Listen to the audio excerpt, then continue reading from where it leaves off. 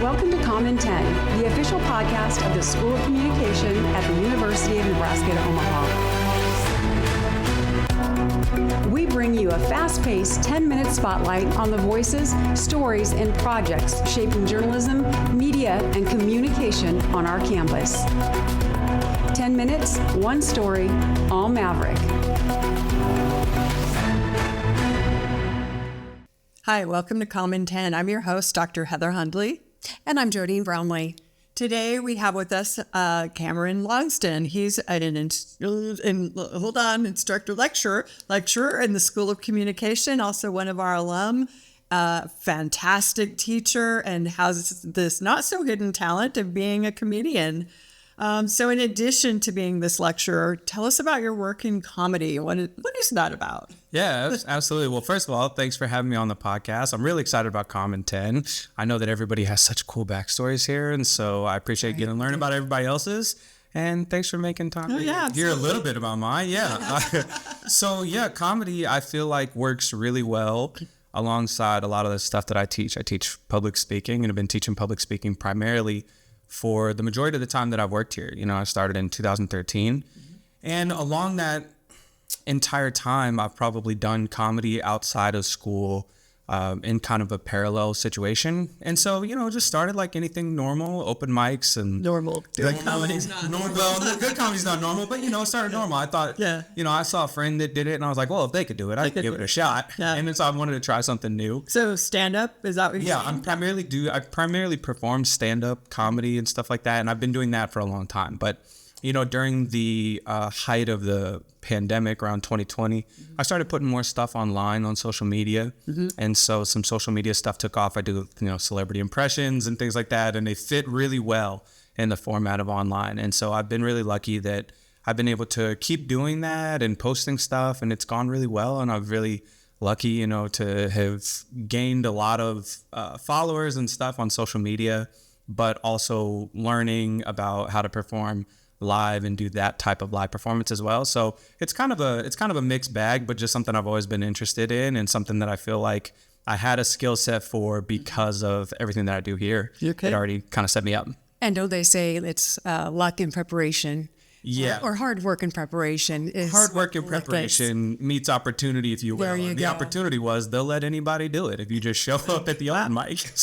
So you best, I mean, I don't know a lot about this field. So you write your own jokes? Yeah. You know, it's not that dissimilar in terms of performing live from what we ask our students to do, which is brainstorm, think about topics, think about audience analysis, think about the messages or the things that you want to say in front of people, and then trying to figure out how to craft that message and put it up on stage. And so sometimes I'll have students ask, they'll be like, is it true that you do comedy and stuff? And they always want to know the secret to social media and all this. And then they always get a little disheartened that the answer is, it's all in the class. The answer is, keep paying attention. The secrets are here the whole time. It's not the thing they want to hear because they want there to be some sneaky thing. And I'm like, no, that's what we're doing here. And so, yeah. So what would you define as your genre, if you have a genre? And then the second question I have, follow-up to that, is what comedy do you like to watch in your spare time?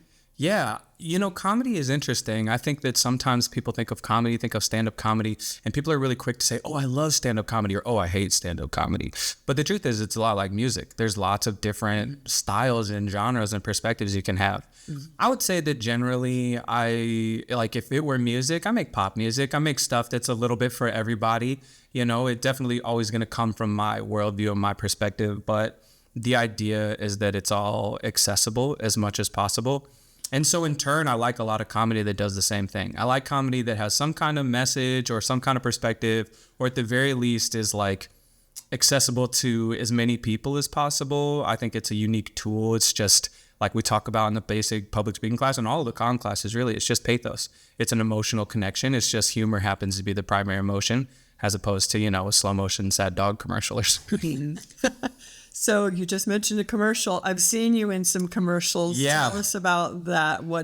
That's like an aside from the comedy work, but still entertainment. It's definitely related. You know, I will say when I teach the public speaking class, I talk a lot about bringing different types of speaking and different types of performance into the classroom in terms of my expertise. And so luckily I've been able to do some acting. Some of that came because, I had a fine arts minor when I was in school here. And so I took a lot of theater classes and stuff.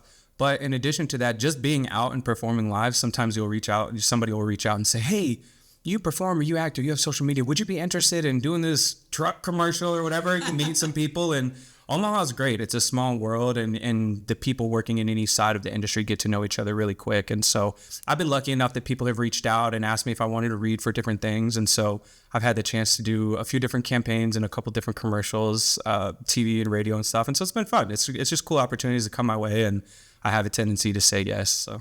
Well, what about one of your favorite stages? Is there something that you can recall or you can tell us that maybe is secretly your favorite performance? Yeah, I mean, a favorite performance, I'm not sure, but I definitely think that there are some favorite places that I have to perform in town. I really like the Backline Comedy Theater, downtown Omaha, 16th and Harney. I like it. It's like hole in the wall. The tickets are cheap. It's local. It's really a grab bag. You never know what you're going to get, but you're going to get something interesting and fun. And they've let me over the years do things like produce my own like late night style show there. I've run stand-up shows there and things like that. So I really like that venue because it feels really close to home. But I've also been lucky to perform on all the other stages in Omaha, the Holland, the Funny Bone, and places like that, which are all amazing. But there's something about feeling like it's made from scratch. So you go on like little mini tours too, because I looked you up and I think you're going into like Arizona this spring. Yeah, well, social media has been really interesting because it gives me opportunities. People will invite me to come perform and do stuff like that. And so, it's not bad if I can pop in and do a one-nighter in some other town and see if these people on social media want to see something live. It's a new opportunity. And I always feel like it brings me a lot of opportunity to say, hey, these skills that we're talking about in public speaking in class, they don't just work in Omaha. They're going to work everywhere. And we're going to put a lot of this stuff into practice. So I try to use it as a reference point as well. Even in your comedy, you reference that you're a speech professor. Oh, yeah. One of my biggest bits is I close on a bit about why presidents are a good example of us not needing to worry that much about our ums, our uhs, or our vocal fillers. And I talk about how in public speaking class, I talk about on stage how my public speaking students are always concerned about the vocal fillers. Yeah, I really love how you, of course I do, how you merge, what you're teaching in our in classes and with what you're performing and doing in everyday life. So tell us about the comedy. There's a UNO Comedy Club. I believe you're the faculty advisor. Yeah, so we have a UNO Comedy Club, which is really exciting because I had a student reach out to me. This is a student who had never done comedy before, wanted to get involved. Somebody on campus passed them my name, and they said, would you be willing to be our faculty advisor? I said, absolutely. And they've been able to put together a couple showcases of their, some of them are doing stand-up, some of them are doing improv, some of them are doing sketch comedy, some just want to make stuff for social media. But I do think it's nice for them to have like a hub on campus to practice all of these things. Our university is an amazing place. I always tell people it's like a small town. If you want to get good at something, you can practice here. And so I've been really lucky to work with that student who has helped grow the club so that we can hopefully give more students that are interested the opportunity to just at least give it a shot while they're here. Yeah, nice. Where do you see your future? I mean, for my future, I want to be doing what I'm doing for forever. People ask me all the time, especially when you get a really big social media following, they're like, oh, are you going to quit? Are you going to do all this? No, not at all. I love what I do. And I tell my students that all the time. I said, I got into teaching because I want to give back to the community that helped grow me out of the circumstances that I started with. I was a first generation college student. And so I get to work with students like that today, and I wouldn't change that for the world. On the flip side, I'm also always going to say yes to opportunities and try to do new things because I think it makes me better. People say all the time, those who can do, those who can't teach. I've never thought that's true. I've always been of the opinion that those who can do and those that can do well should teach. And so it's my responsibility, I think, to try to give back based on the experiences that I've had, and also because I wouldn't be where I am today without the very classrooms that I'm teaching in. Awesome. Well, thank you so much for being with us. Thank you guys again for having me. I'm so excited about commentating. Yeah. Look up Cameron Logston online. Watch his shows. Go to his shows. I'm not plugging it, but it's a lot of fun. But thank you for joining us in Comm 10. Check out our social media, UNO School of Communication, and we'll catch you next time. Thanks for listening to Comm in 10, a production of the School of Communication at the University of Nebraska at Omaha. New episodes drop every other week, so be sure to subscribe on Spotify, Apple Podcasts, or wherever you listen. And don't forget to follow the School of Communication on Instagram, TikTok, Facebook, and YouTube for the latest episodes and behind-the-scene updates.